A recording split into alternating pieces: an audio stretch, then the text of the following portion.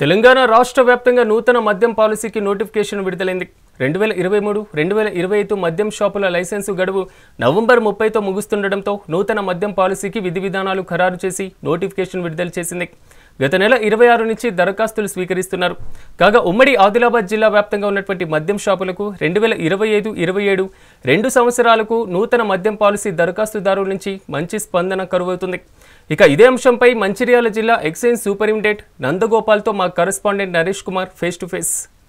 ప్రభుత్వం నూతన ఎక్సైజ్ మద్యం పాలసీని రూపొందించి నోటిఫికేషన్ కూడా విడుదల చేసింది. మరి ఈ క్రమంలోనే రాష్ట్ర వ్యాప్తంగా కూడా దరఖాస్తులు స్వీకరిస్తున్నారు నూతన వైన్ షాపులకు సంబంధించి.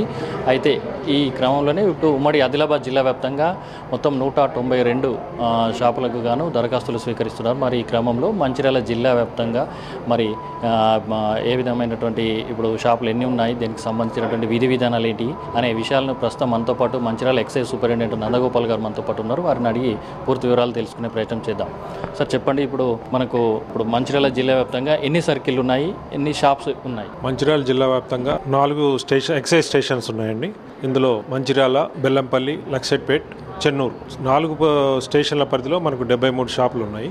ఈ 73 షాపులకు గాను మనము ఇప్పుడు మద్యం టెండర్ విధానంలో మనము ఇక్కడ సన్షైన్ సీనియర్ సిటిజన్ హోమ్లో మనము అప్లికేషన్ తీసుకుంటున్నాము. ఇందులో భాగంగా మనకి ఇప్పటి వరకు 36 అప్లికేషన్స్ రావడం జరిగింది. ఇప్పుడు మొత్తానికి నూతన మద్యం పాలసీలో కొంతమంది రిజర్వేషన్లు కూడా కేటాయించడం జరిగింది కూడా. ఇప్పుడు కొంతమంది కులస్తులకు సంబంధించి మరి ఏ కులస్తులకు ఎన్ని కేటాయించారు? మనము ఈ రిజర్వేషన్స్ అనేటివి మన దగ్గర ఉన్న 73 షాపులకు గాను కలెక్టర్ గారి సమక్షంలో రిజర్వేషన్ తీయడం జరిగింది. ఇందులో 10 షాపులు ఎస్సీలకు, 6 షాపులకు ఎస్టీలకు కేటాయించడం జరిగింది. 6 షాపులు గౌడ్స్కు కేటాయించడం జరిగింది. ఈ 6 షాపులు ఏవైతే ఎస్టీలకు కేటాయించారో అవి ఏజెన్సీ ప్రాంతంలో ఉన్నందున వాటికి సపరేట్గా రిజర్వేషన్ డ్రాలు ఏం తీయరు. అవి ఎస్టీలకు ఏజెన్సీలో ఆటోమేటిక్గా ఎస్టీలకే కేటాయించబడతాయి. మరి ఇప్పుడు మొత్తంగా చూసుకుంటే ఇప్పుడు ఈ గత ఏడాదికి వచ్చినటువంటి అప్లికేషన్లకు ఈ ఏడాదికి ఇప్పటి వరకు కొన్ని అప్లికేషన్లు కూడా తగ్గినాయని చెప్పేసి ఉన్నది. మరి దీనికి ఎన్నికల కోడ్ ప్రభావమా లేకపోతే వేరే ఏదైనా ఉందంట? ఎన్నికల కోడ్ అని అంటే ఇదొక ఈసారి సుదీర్ఘ ప్రాసెస్ నడిచిందండి. మనకు గత నెల 26 తారీఖు నుంచి కూడా ఈ అప్లికేషన్ తీసుకోవడం జరుగుతున్నది. గతంలో ఏంటంటే మనకు ఇంత లాంగ్ ప్రొసీజర్ లేదు. మనకు ఓన్లీ 8 days 7 days ఉండేది. అది కూడా దాంట్లో కూడా మనకి ఏంటంటే 4 రోజులు చివరి 4 రోజుల్లోనే మనకు 92% అప్లికేషన్ రావడం జరిగింది. ఈసారి మాత్రము మనకి ఇప్పటి వరకు 36 అప్లికేషన్ రావడం జరిగింది.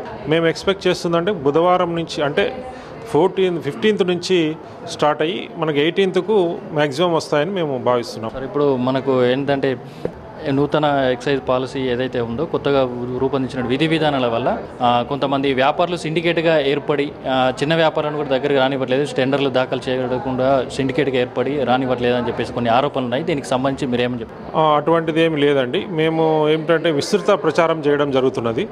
అంటే మేము వాట్సాప్ గ్రూపుల ద్వారా కానీ, తర్వాత మీడియా ద్వారా కానీ, ప్రెస్ ద్వారా కానీ మేము అన్ని విధాల అందరికీ అందుబాటులో వచ్చేటట్టుగా మేము ప్రచారం చేయడం జరుగుతున్నది. ఈ ప్రచారం వల్ల ప్రతి ఒక్కరూ మమ్మల్ని కన్సల్ట్ అవుతున్నారు. కొత్త వాళ్ళు కూడా కన్సల్ట్ అవ్వడం జరుగుతున్నది. మా ఉద్దేశం ముఖ్యంగా ఈ కొత్త వాళ్ళు కూడా ఈ ఫీల్డ్లోకి రావాలన్నదే మా ఉద్దేశం. అందువల్ల మేము విస్తృత ప్రచారం చేయడం జరుగుతున్నది. సరే, ఇప్పుడు ఈసారి గత ఏడాది ఏదైతే 2023-25 వరకు వచ్చినటువంటి అప్లికేషన్స్ ఎన్ని వచ్చాయి, ఎంత ఆదాయం సమకూరింది, మరి ఈ ఏడాది ఎంత ఇప్పుడు ఫీజులు కూడా పెంచడం జరిగింది కదా, దానికి సంబంధించి ఎంత ప్రభుత్వానికి ఆదాయం లక్ష్యంగా నిర్ణయించుకున్నారు? అంటే ప్రభుత్వ ఆదాయము అనేది మనము గతంలో చూస్తే 2242 అప్లికేషన్ రావడం జరిగింది. దీని ద్వారా గవర్నమెంట్కు 44 కోట్ల ఆదాయం సమకూరడం జరిగింది. ఈసారి అంతకంటే ఎక్కువ ఆదాయం వస్తుందని మేము అంచనా వేస్తున్నాము. బహుశా ఇప్పుడు ఈ లైసెన్స్ ఫీజు కూడా మన అప్లికేషన్ ఫీజు పెరగడం వల్ల మనకు ఆదాయం ఖచ్చితంగా ఎక్కువ వస్తుందని భావిస్తున్నాం. సరే సార్, ఏదైతే ఉందో అప్లికేషన్లు పోటీ పడి మరీ కూడా దరఖాస్తులు స్వీకరిస్తున్నారు. మరి ఈ క్రమంలోనే కొంత ఇక్కడ కల్తీ మద్యం కూడా ఇక్కడ నడుస్తుంది అని చెప్పేసి వైన్ షాప్లో కూడా నడుస్తుందండి. కొంతమంది ఎంతమంది గతంలో కూడా టాస్క్ ఫోర్స్ వాళ్ళు కూడా దాడి చేసిండ్రు. మరి ఈసారి కల్తీ మద్యం నిరోధించేందుకు ఏ విధమైన చర్యలు తీసుకునే అవకాశం? కల్తీ మద్యం అనేది మన దగ్గర మన ప్రాంతంలో మనము ఎప్పుడు కూడా పోలీసు వారు కానీ ఎక్సైజ్ వాళ్ళు కానీ పట్టుకున్న దాఖలాలు లేవండి. ఇక్కడ ఒకవేళ ఉన్నా కూడా మనము రెగ్యులర్ దాడులు జరుగుతున్నాయి. ఏదైతే గుడంబ ఉన్నదో అవన్నీ కూడా విస్తృతమైన కేసులు చేయడం జరుగుతున్నది. వాళ్ళని బైండ్ ఓవర్ చేసి వాళ్ళకు పెనాల్టీ వేయడం కూడా జరుగుతున్నది. ప్లస్ మనకు వేరే మన మంచిర్యాల టీం కాకుండా వేరే టీంలు కూడా వచ్చినప్పుడు వాళ్ళు కూడా దాడులు చేయడం జరుగుతున్నది. హైదరాబాద్ నుంచి కానీ ఆదిలాబాద్ నుంచి కానీ వచ్చి చేస్తున్నారు. కానీ కల్తీ మద్యం దాఖలాలు అయితే మన మంచిర్యాల జిల్లాలో ఇంతవరకు నమోదు కాలేదు.